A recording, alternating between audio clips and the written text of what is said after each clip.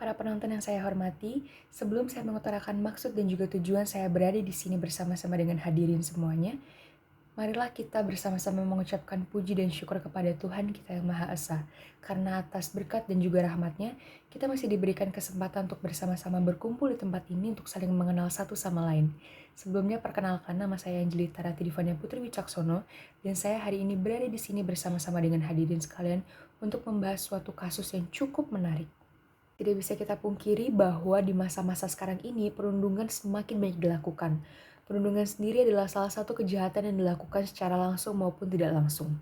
Dan jika dilihat dari perbuatannya, perundungan tidak hanya menyerang psikis korban namun juga fisik korban.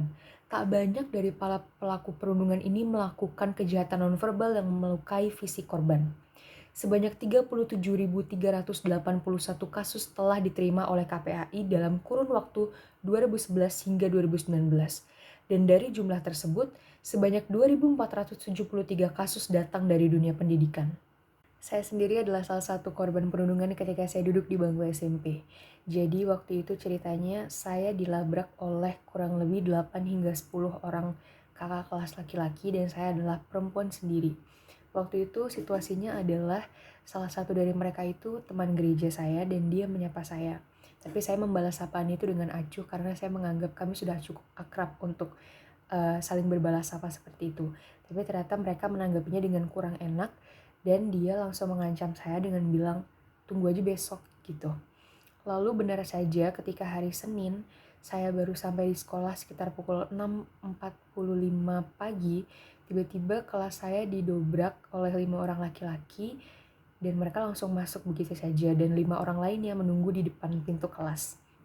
Mereka langsung menghampiri meja saya, menggebrak meja dan lalu membentak-bentak saya di depan teman-teman saya sambil berkata-kata seperti, ngapain kemarin ngeliat-ngeliat kayak gitu, emangnya sopan balas sapaan orang lebih tua kayak gitu.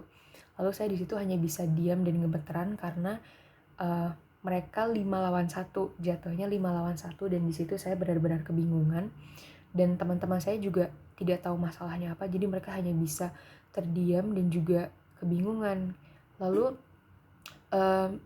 orang-orang yang menunggu di depan pintu itu mereka seperti ketua geng, jadi banyak orang yang sungkan untuk lewat depan kelas saya waktu itu.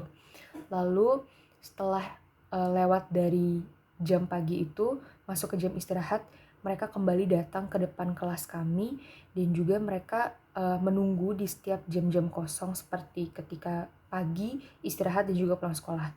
Saya kira itu hanya akan berlangsung sekitar 1-3 hari, tapi ternyata saya salah.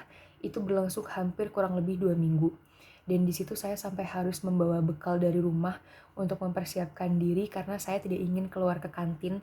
Bahkan untuk keluar kelas saja saya tidak berani. Tapi saya juga tidak menceritakan kejadian ini kepada orang tua saya karena saya terlalu takut untuk membuat masalah menjadi semakin besar. Jadi saya hanya memendam dan juga saya bilang pada teman-teman saya untuk tidak terlalu membesar-besarkan masalah karena saya yakin masalah ini bisa selesai nantinya. Dan selama kurang lebih 2 minggu mereka melakukan hal yang sama, yaitu menunggu di depan kelas saya dan juga setiap kali saya lewat sendirian mereka selalu melihat saya dengan tatapan sinis dan juga mengancam-ngancam saya.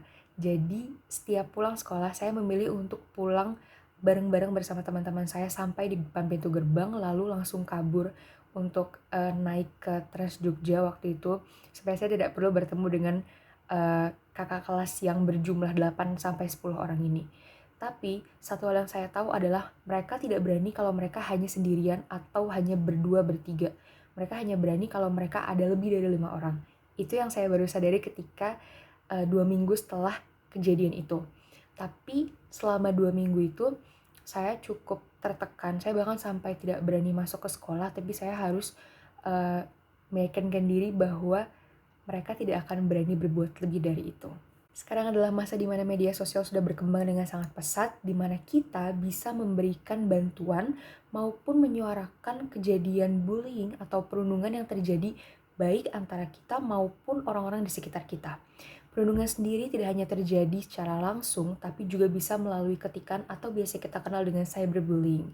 Dengan begini, kita bisa membantu mengurangi tingkat kasus cyberbullying atau perundungan yang terjadi di sekitar kita maupun di Indonesia. Sekian dari saya, Akhir kata saya ucapkan terima kasih banyak atas waktunya yang telah diberikan untuk menyempatkan menonton video ini. Mari kita sama-sama hentikan perundungan ini, tidak hanya kepada anak-anak sekolah, tetapi juga pada setiap kalangan usia. Karena kesehatan yang terpenting saat ini bukan hanya kesehatan fisik, namun juga kesehatan mental. Dan kita semua tahu bahwa kesehatan itu mahal.